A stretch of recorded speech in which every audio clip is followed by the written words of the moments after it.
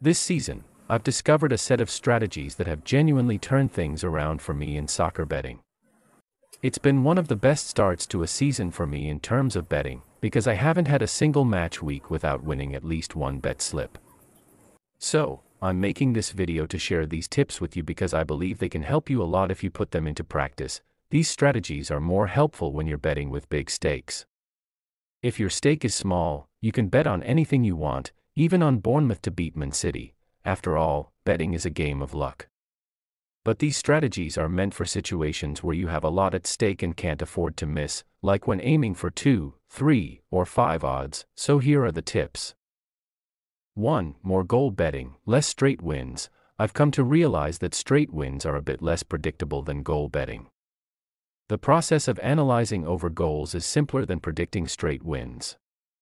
For example, I could predict 10 games for each option and lose just one on an over goals bet slip, but I might lose 3 or 4 when betting on straight wins, even if the teams I picked are big teams.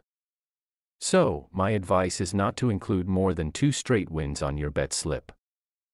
2. I got rid of the home or away team to win double chance option. This option used to cause me a lot of losses. Whenever I saw a game with 2 evenly matched teams or almost equal odds, I would automatically pick either team to win. Since I stopped using this option, I've had fewer regrets and more wins. Picking either team to win usually means you don't have a clear idea of what's going to happen. Now, whenever I come across confusing games like that, no matter how interested I am, I ignore them and look for another game.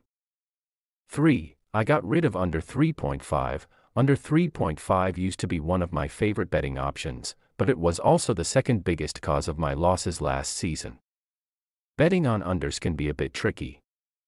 Personally, I find it more enjoyable to hope for teams to score while watching football or following on SofaScore, rather than hoping they don't. Especially when you're watching, betting on under goals makes every attacking move feel like a heart attack. Some of you might not feel the same way, but using the under 3.5 option less often has been working for me so far. 4. Spreading out your bets across different leagues. Some people, instead of spreading their selections across various leagues, stick to just 1 or 2 of their favorite leagues and only predict those games. Doing this increases the chances of falling into traps and losing more frequently. In my last video, I provided a short list of different leagues and the best betting options for each. If you follow this approach every match week, you're likely to win more often. 5. Do not make one team constant in multiple slips. For those who can't resist placing multiple bets in the hope of winning at least one, there's often that 1 or 2 sure games that you add to all your slips. Most times, these so-called sure games are the ones that end up ruining all your bets.